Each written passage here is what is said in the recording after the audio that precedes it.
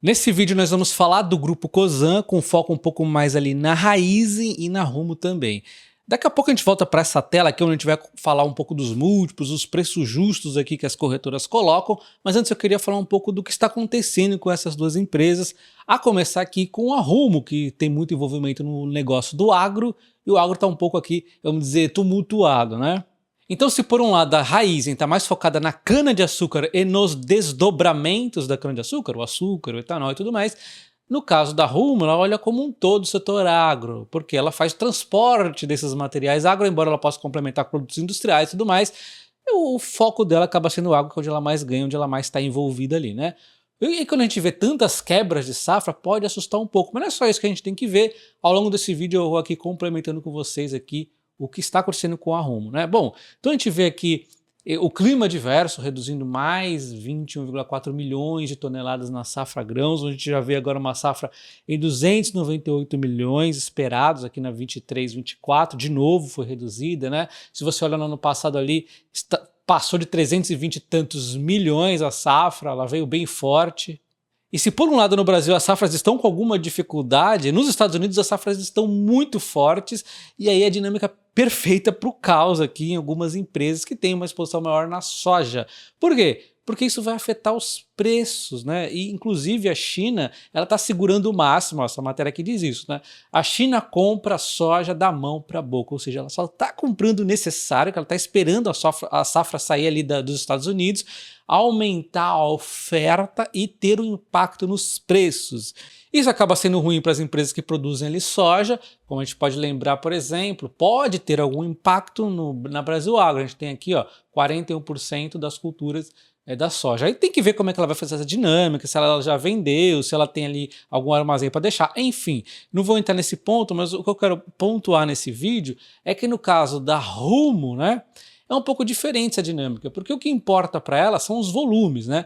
Então beleza, a China está controlando aqui os volumes, comprando o mínimo possível, não tem problema, porque uma hora ela vai acabar comprando e aí as empresas aqui do Brasil, se vai vender a preço menor ou preço maior, não importa muito, né? O que importa para a Rumo é os volumes, basicamente. Óbvio, se as empresas do agro do Brasil passarem por grandes dificuldades, não conseguirem, né, se sustentar, óbvio que é ruim para a Rumo, mas assim, só se chegar nesse ponto caótico de realmente elas terem dificuldades e começarem a quebrar e tudo mais, né? Até lá, se elas vão ter mais ou menos lucro, para a Rumo não muda muito. O que importa é que ela tenha produto para transportar. Inclusive, eu vim aqui procurar o preço da soja na Coinfury e você vê que ela está em queda, deu uma leve recuperada e tem essa perspectiva aí da safra nos Estados Unidos. Mas isso tudo aqui não importa muito para a Rumo, conforme eu disse. Só que mesmo assim, o mercado está seguindo aqui um monte de narrativas. Ele fica olhando o setor agro, ele fica olhando aqui a taxa Selic, que impacta no endividamento da empresa, né? Ele olha um monte de coisas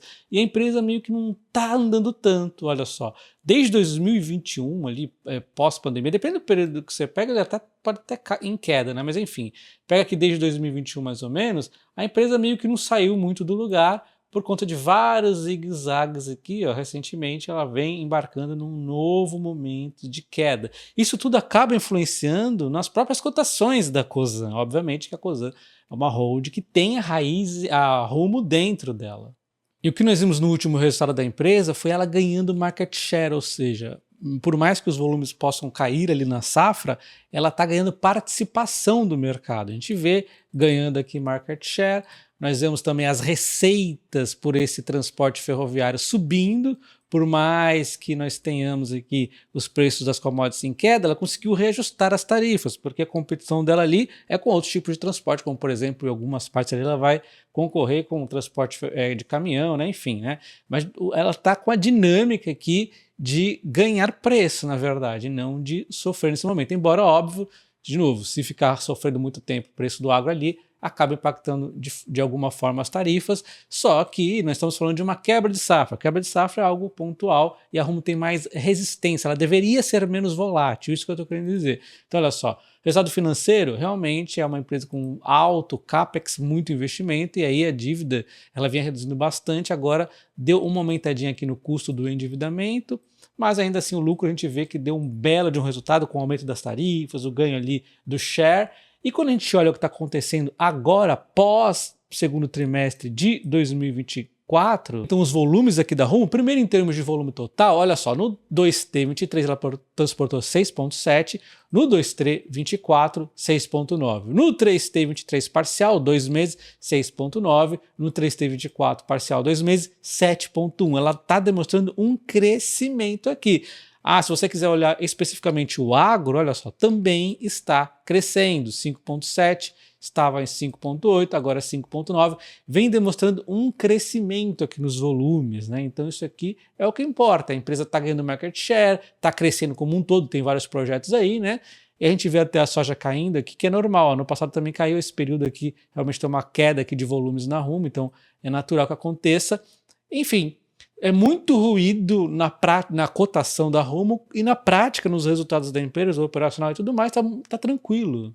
Mas continuando aqui dando uma olhadinha nos últimos fatos relevantes, para ver se tem alguma coisa, nós temos um fato relevante aqui no dia 7 de agosto, de uma joint venture da Rumo com a CHS Agronegócio para construção ali de um novo terminal que vai aqui movimentar esse terminal 12,5 milhões de toneladas anuais, sendo 9 milhões de grãos e 3,5 de fertilizantes. Então olha só, nós temos aqui uma joint venture que eu acho que é super favorável, não deve ser aqui o problema. A gente vê então outro fato relevante aqui, que ela também fala que teve aqui que aumentar um pouco o CAPEX no projeto FMT, que vai até 2026 ali, agora está em 3,8 para 4,3, ela justifica, uma das principais inclusões aqui foi 500 milhões para a construção de um novo terminal também, para melhorar ali tudo mais, enfim. Então se você observa, não tem nada acontecendo com a empresa. Uma joint venture bacana pra caramba, uma construção de um terminal aqui, e assim, não está acontecendo nada. Então vamos olhar o guidance, né? Deve ter alguma coisa muito séria no guidance. Quando a gente compara com o guidance que ela atualizou agora dia 14 de agosto, o anterior apontava um volume de 81 para 84, acabou então agora ficando em 80 a 82. Tivemos ali um problema também no sul, que atrapalhou um pouco o volume da empresa, né? Além de tudo que nós falamos aqui de quebra de safra e tudo mais, mas ainda assim ficou próximo o guidance, está muito próximo. O EBITDA ficou maior, porque a empresa conseguiu o reajuste das tarifas, muito bacana ali. Olha só, de 7,2 para 7,7, passou para 7,6 para 7,9, tem um range maior agora.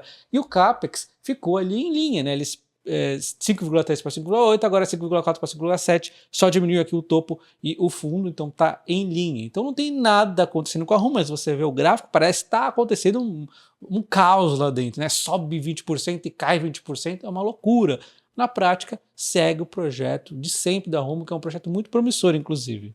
E agora falando da Raízen, nós vamos pegar uma dinâmica um pouco diferente, tá, do que nós fizemos com a Rumo. Nesse vídeo eu vou focar um pouco mais no SAF, para vocês verem o quanto promissor é isso ali para a Raízen, tá? E também vamos comentar aqui um arrependimento do senhor ali da Raízen, que eu acho que é até interessante de comentar. Mas de qualquer forma a gente vê então a Raízen cotada no momento a R$3 e pouquinho aqui, uma queda de 53% aproximadamente desde o seu IPO. Mas ela até que se recuperou um pouco, porque para cair e chegar ao fundo recente que ela fez, ela teria de cair 14%, e para aquele fundo histórico que ela fez lá em 2023, ela teria de cair 30%. Foi aqui que eu abri posição na Raízen, né? Porque ela realmente estava a preços muito de graça. Ela se recuperou na sequência e, por incrível que pareça, voltou a cair bastante. Mas a gente está vendo que é uma empresa que, quem acreditar na tese do etanol, é uma empresa bacana. E no açúcar também, mas é aquela tese que eu sempre digo para vocês, expectativa de crescimento no longo prazo e uma oscilação nesse momento aqui que acaba impactando nos preços. Vamos dar uma olhada como está aqui o açúcar, só digitei aqui Sugar na Coinfury para a gente ver aqui o preço do açúcar, e aí a gente vê que ele teve aquela alta e esta queda. É normal, às vezes, as commodities terem uma alta um pouco forte demais e depois uma realização. Só que acontece é que a tendência de longo prazo, conforme a própria Raízen já nos mostrou, não é que esse preço volte a cair aqui para esses preços antigos aqui. A tendência é continuar mantendo uma alta, porque o açúcar ele vai ser utilizado cada vez mais no mundo. E o Brasil ele tem aqui uma posição privilegiada nessa questão toda do açúcar. Mas hoje, conforme eu disse para vocês, o foco não é o açúcar, nós vamos falar um pouco mais focado no etanol, principalmente ali no SAF. Aliás, aqui fica a minha dica para vocês, se vocês quiserem consultar preços de commodities aqui no Coinfury, como tem o milho, tem o petróleo, tem o próprio açúcar, tem várias outras aqui, é só você se cadastrar na Coinfury, utiliza o meu código de convite que está na descrição do vídeo, que aí caso você goste da plataforma e comece a comprar ali ações do Brasil, de repente ações no exterior, que eu acho importante essa diversificação, né? Mas você que vai decidir, tem também Bitcoin, enfim, você pode comprar aqui na ConFury e você vai concorrer, por ter utilizado meu código de convite, até R$ 1.250 em ações do Banco do Brasil, tá? Eu vou deixar para vocês na descrição do vídeo e aqui no QR Code. E aí o CEO comenta o arrependimento que ele teve em não investir no etanol de milho, porque o etanol de milho, há um tempo atrás, realmente ele não parecia nada bacana, era caro, mas a tecnologia foi evoluindo e agora ela consegue competir ali com o etanol da cana, né? E o que acaba também causando uma pressão ali para o pessoal desviar a produção do milho para o etanol do milho são os preços do próprio milho ali que está embaixo. Então a gente vê que o milho ele vinha caindo e agora ele vem buscando uma certa estabilização, né? Não está reagindo, já faz um tempo isso. A grande questão na minha visão é que se ele tivesse optado por investir em etanol de milho, ele teria aqui uma diversificação interessante, porque hoje a Raízen tem o etanol da cana e tem o açúcar, os dois vêm da cana, né? Então ele acaba ficando ali muito, vamos dizer, na cana, né? Então inclusive tem a questão da entre-safra, tem problema que pode dar na safra da cana, né? Eu acho que essa diversificação seria bastante bacana, mas enfim, não adianta chorar o leite derramado. No momento agora ele entende que não vê oportunidades de novas aquisições em nada aqui no momento, nem mesmo empresas do etanol de cana, tá? Bom, e aí ele comenta que uma coisa que poderia evoluir bastante no Brasil que está travado é os créditos de carbono, né? O Brasil ele poderia avançar em tanta coisa, mas o Brasil é muito moroso. Ele cita o seguinte, né? Há muitas empresas que estão sonegando, não recolhendo os CBIOs corretamente, grupos ligados ao PCC e crimes organizados, o que detona a nossa credibilidade. Fora isso, há coisas erradas. Hoje a Raízen tem floresta sob gestão mais do que Holanda e não recebemos nada por isso. O mercado de carbono traria essa oportunidade. Você imagina, a Raízen ela detém florestas mais do que o que tem em gestão sobre a Holanda, um país inteiro, né? Olha só o nível, né, do tamanho da Raízen, e mesmo assim o Brasil não traz tantos incentivos como deveria. Eu acho mais grave ainda essa questão dos combustíveis adulterados, né? Como o próprio Meto relembrou lá no passado, em junho, ele reclamou por que o governo não vai atrás do devedor costumaz, do sonegador, né? Então o cara ali tem esses combustíveis adulterados, não paga impostos, ferra com os nossos veículos, o governo ele poderia estar indo atrás desse cara ao invés de ficar caçando impostos aí, que nem um louco, né? Então isso aqui é uma crítica que eu tenho certeza que a maioria de vocês vai concordar. Quantos aqui já não abasteceram impostos aqui e deu problema no carro, né? Eu, por exemplo, já tive esse problema com posto credenciado, posto com bandeira BR, era na época, então já faz um tempo, né? Inclusive, acaba sendo comum no dia a dia do brasileiro ter alguns postos ali, vamos dizer, favoritos, onde o cara abastece que sabe que a gasolina vamos dizer, de qualidade, mesmo tendo bandeira, às vezes tem postos que colocam gasolina adulterada. Eu sei porque isso aconteceu comigo e a minha moto foi numa moto, ela estava com o tanque praticamente vazio quando eu cheguei no posto, abasteci, enchi o tanque, questão de 15 minutos depois, a moto não mandava mais, ficou maluca lá. Assim, a gente não consegue provar que os caras estão errados, o que é absurdo, né? Reclamei para a Petrobras, fiz e aconteci, não adiantou nada. Bom, mas enfim, falando do nosso foco aqui em relação à Raízen, que é o SAF, que é muito promissor, um combustível limpo para a aviação. Então, olha só, hoje nós temos o SAF aqui utilizando ácido graxos e ésteres hidroprocessados, o EFA, aqui lá fora, né? Só que aqui no Brasil nós vamos utilizar o álcool to jet, que é ali etanol, convertido para o SAF, e isso aqui é muito promissor porque primeiro que nós não temos um competidor nesse nível, nós estamos numa posição privilegiada para fazer etanol, para fazer SAF via etanol, tá? E o Brasil poderia estar aproveitando isso, regulamentando melhor, falta regulação, trazendo, se possível, incentivos fiscais que a maioria das vezes eu critico, porque eles não são utilizados da forma correta. Você tem que utilizar, impulsiona essa tecnologia e depois deixa para lá. É assim que funciona. Todos os países fazem assim, né?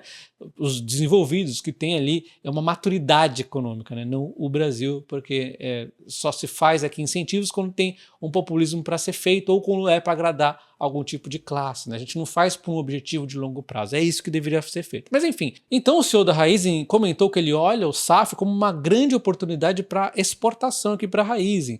Ele comenta que no caso do ATJ, que essa transformação, que esse processo técnico, vamos chamar de transformar o etanol em etanol de aviação, o SAF ali, né?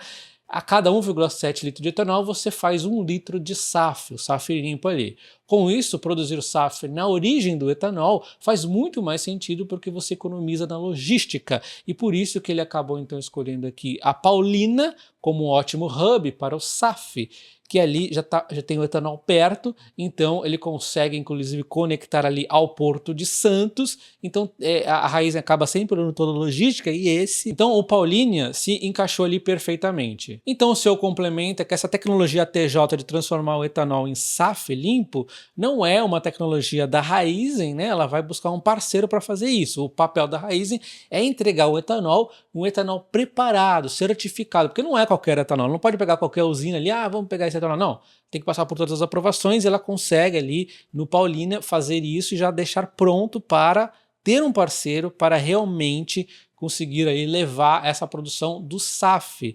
E aí ele comenta que, por outro lado, além do parceiro, né, não há dúvidas de que investimento tem que ser feito no Brasil e isso vai acontecer desde que as políticas públicas, como o combustível do futuro, permita que aconteça. Então aqui precisa do apoio do governo. Algumas conversas estão sendo aqui desenvolvidas, já aqui no combustível do futuro. A ANP, inclusive, faz um acordo ali para estimular a produção do SAF. Eu não sei tecnicamente se isso é o suficiente, mas conversas estão sendo feitas aqui. Só para constar, todas as matérias que eu estou trazendo aqui nesse vídeo são bem novas, tá? Inclusive essa aqui do dia 12 de setembro, onde é dito que o combustível sustentável de aviação será apenas 2% do mercado em 2027, patamar muito longe do ideal, onde se esperava que pelo menos atingisse 10% em 2030. Só que o Brasil não está caminhando para isso, porque ele está meio que dormindo no ponto. E eu vou dizer o porquê que o Brasil tem uma vantagem aqui única nessa questão do SAF, que é o etanol. Por que eu estou falando isso? Porque essa outra forma de utilizar o ácido graxo e éster é o EFA aqui. Qual é a desvantagem aqui? A escala. Como é que você consegue escala? É muito mais difícil. No etanol, para o SAF ali, é muito melhor para ganho de escala. Então o Brasil, né, acaba tendo uma vantagem competitiva. E a Raízen ali está saindo na frente, já avançando ali no SAF, mas ele precisa aqui de algum apoio nesse primeiro momento. Essa tecnologia vai evoluir e de repente pode ser aquela surpresa, até melhor, né, que é mais potencial do que o etanol do milho. O etanol do milho me surpreendeu com a tecnologia evoluindo. Aqui é muito mais, que além de ser muito mais promissor, é uma tecnologia que está ainda meio ali no início, né? Então tem muita coisa para evoluir e eu acredito que ela possa ser, assim, eu tô, na minha opinião, tá? Achando que ela vai ser não só em ganho de escala, como vai ser mais lucrativo você fazer o etanol, aliás, o SAF via etanol do que via o processo EFA aí. E só para concluir, existe espaço inclusive para os dois tipos de SAF. A Petrobras é uma das que está ali olhando para o SAF de gordura animal e óleo e tudo mais, enquanto a Raízen está olhando aqui o SAF do etanol. Tem espaço para os dois, por quê? Porque o mercado de combustíveis para aviação é gigantesco. Olha só, em 2023, o mercado aqui de SAF consumiu 0,5 de todo o combustível de aviação. 0,5. Né? Olha o tamanho do espaço que nós temos para crescer. E a meta aqui é 2050 é zerar as emissões de carbono por aviação. Não sei se vão conseguir, mas imagina o quanto de espaço que tem. Nós só usamos 0,5. Tem um espaço gigantesco e isso para a Raízen, na minha opinião, é mais promissor, conforme eu disse, pela escala. Eu não sei se a Petrobras vai conseguir escalar de uma forma como a Raízen conseguiria caso dê tudo certo, né? Mas para isso, como eu já disse, precisa tudo uma organização, precisa estar tudo regulamentado para não ficar depois mudando as... Você imagina, investe tudo ali, faz uma planta bacana e começa o governo a querer mudar as regras. Não, tem que estar tudo regulamentadinho, tudo certinho, né? E se possível com incentivos fiscais num primeiro momento para realmente impulsionar essa tecnologia e aí depois ela vai andar sozinha. É um mercado muito grande aqui. De novo, nós estamos falando de 600 milhões de litros para 0,5 do volume em 2023. Tem muita coisa para ganhar. E vale destacar também que a Jalles Machado está de olho também nesse mercado de SAF. O próprio CEO já andou comentando aí em outras ocasiões, tá? Eu espero que vocês tenham gostado do vídeo. Não se esqueça do like e sua inscrição no canal. Um abraço e até o próximo. Valeu!